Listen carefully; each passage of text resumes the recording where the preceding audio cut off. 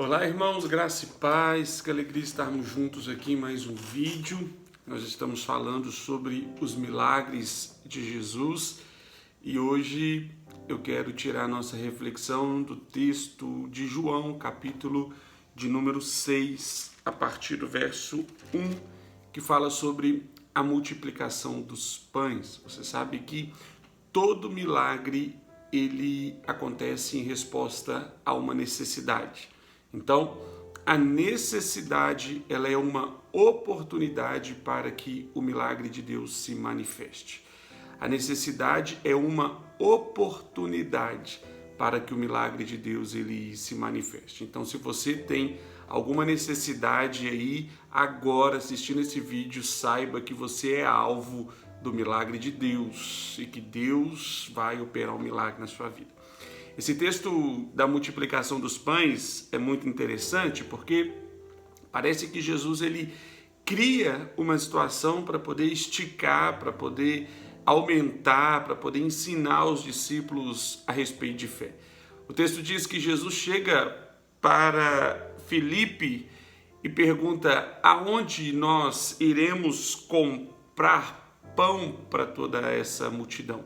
Estima-se que ali tinha em torno de 15 mil pessoas, levando em conta que a Bíblia só vai fazer o registro de homens, mas ali tem o registro de 15 mil pessoas, aonde nós iremos arrumar pão para tanta gente. Havia uma necessidade tão emergente ali, tão, naquele momento, só que o próximo versículo, que é o versículo 6, o texto diz que Jesus perguntava isso, mas ele já sabia o que ele iria fazer. Deixa eu te falar. O que pega você de surpresa não pega o Deus que servimos de surpresa. Em todas as circunstâncias, Deus já sabe o que fazer. Quando o texto diz que Deus pergunta para o profeta Ezequiel se aqueles ossos poderiam reviver, Deus já sabia o que ele iria fazer. Nessa circunstância que nós vivemos, nesse momento que você está vivendo hoje, Deus já sabe o que ele vai fazer. Na verdade, essas perguntas elas só vêm para despertar a nossa fé, ou talvez vêm para mostrar as nossas limitações, mostrando, olha, o que nós vamos fazer?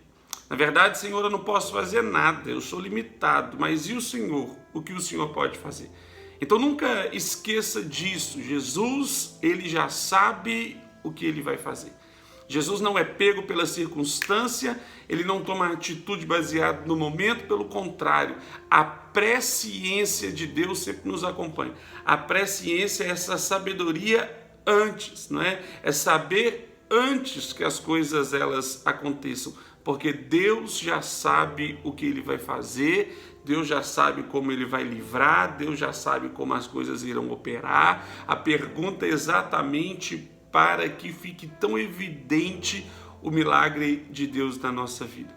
Só que o texto continua dizendo, aonde no versículo 7, Filipe diz, olha, 200 denários de pão não bastariam para alimentar tanta gente. E no verso 8 e no verso 9, alguém disse, aqui tem um rapaz, ele tem 5 pães e 2 peixes. Só que esse texto termina com uma pergunta, o que seria isso para essa grande multidão? Você sabe que nós temos uma tendência natural de desprezar aquilo que Deus nos deu, ou de desprezar aquilo que nós temos nas nossas mãos, porque nós sempre temos um olhar natural a respeito das coisas. Nós sempre olhamos de maneira natural e percebemos que o que temos é sempre pouco, sempre vai faltar diante da circunstância que é muito maior. Mas preste atenção, Deus sempre vai usar aquilo que nós temos nas nossas mãos. Quando o povo de Israel foi atravessar o Mar Vermelho, a pergunta de Deus para Moisés é, o que você tem na mão? Na verdade, Deus sempre vai usar aquilo que nós temos, ainda que consideremos isso por muito pequeno. Na verdade, os 5 pães e 2 peixes eram poucas coisas, mas era o necessário para que o milagre de Deus acontecesse. Eu acho muito engraçado, por exemplo, o texto ali de 2 Reis, capítulo 4, quando aquela viúva, ela vai atrás do profeta Eliseu e ela diz para ele, olha, o meu marido, o teu servo morreu, os credores, os credores estão batendo na porta da minha casa ali, querendo levar os meus filhos como escravos. Aí o profeta vai e pergunta para ela, o que você tem em casa? Ela diz, eu não tenho nada. Ou melhor, eu tenho um potinho de azeite. Preste atenção. Preste atenção. Aquela mulher saiu de casa achando que a resposta dela estaria fora de casa. Mas o profeta está mandando aquela mulher para o lugar onde ela nunca queria voltar, que era em casa. Porque os credores estavam batendo lá na porta, querendo levar os filhos. Quando o profeta fala com ela assim, o que você tem em casa? Ele está se desvinculando daquela mulher. Ele está dizendo, olha, o que você precisa não está comigo não, está dentro da sua casa. Ela diz, o que o profeta fala, o que você tem? Ele fala, tem um potinho de azeite. Fala, então volta. Pega vasilhas vazias, emprestadas e não poucas. Preste atenção. Aquela mulher reputou aquilo que ela tinha por pequeno, mas era exatamente o que ela precisava. Olha para você ver que analogia sensacional. Quando ela volta para dentro de casa, ela vai lá naquele potinho de azeite que sempre esteve lá, mas ela nunca deu importância. Aquele potinho de azeite que sempre esteve lá, mas ela o reputou como pouco, como pequeno, como desnecessário. Agora ela precisa voltar para casa e se relacionar com aquele que sempre esteve lá. O azeite na Bíblia é uma figura, é um tipo do Espírito. A casa ali somos nós. Nós precisamos nos voltar para dentro, porque tudo que precisamos estar dentro. Esse potinho de azeite está dentro de você, chamado Espírito Santo. O que você precisa já está nas suas mãos. Então não repute por pouco, não repute por pequeno, porque é a partir disso que as coisas vão acontecer. A partir desses 5 pães, desses 2 peixes, é o que você tem na mão. Senhor, eu não tenho nada na mão. Então é a partir do nada. Ele já fez isso uma vez e não tem problema de fazer de novo. É criar a partir do nada. O texto diz que Jesus manda aquela multidão sentar e ele pega aquele pão, ele levanta, ele dá graças e depois ele reparte. Sempre há uma dúvida de aonde está o milagre aqui dentro desse texto. Se é quando ele agradece, se é quando ele pede para o povo se sentar ou se é quando ele reparte. Eu acredito muito que o milagre ele acontece quando Jesus reparte o pão. Na verdade, esse sempre foi o propósito de Deus. Eu até costumo dizer que Jesus ele tem uma mania muito estranha.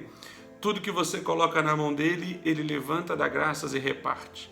De maneira que se você quiser algo só para você, o seu casamento só para você, a sua vida só para você, os seus filhos só para você, então não coloque nas mãos de Jesus, porque ele vai repartir isso. Porque a linguagem de Deus é o repartir, a linguagem de Deus é o outro. Deus sempre nos usa para chegar no outro. Deus nunca nos dá nada para nós mesmos, pelo contrário, tudo que Deus nos dá, Ele nos dá com o objetivo de repartir, de doar. Na Bíblia não existe Pai meu, na Bíblia não existe Deus meu, na Bíblia não existe pão meu, na Bíblia existe pão nosso, Pai nosso, Deus nosso. Mas esse Deus só se torna nosso quando o meu eu se junta com tu.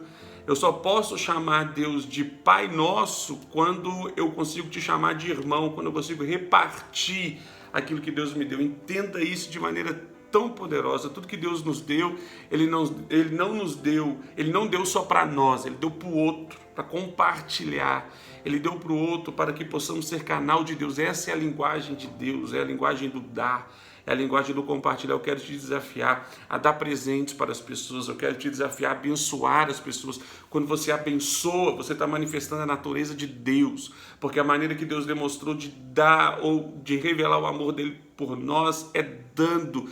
E ele não nos deu da sobra, ele nos deu do melhor. Então quando você dá, quando você abençoa alguém, quando você é esse canal de Deus, você está se parecendo com ele, você está revelando a natureza dele. Então se permita ser usado por Deus, abençoe alguém, sabe? Abençoe alguém com um presente, abençoe alguém com uma palavra, abençoe alguém com uma oração, seja um canal de Deus. E Jesus multiplicou aqueles pães e peixes de maneira que eles comeram e sobraram. É tão poderoso ver a ação de Deus na nossa vida e através da nossa vida, quando nós entendemos que em todos os momentos Deus está querendo nos ensinar alguma coisa.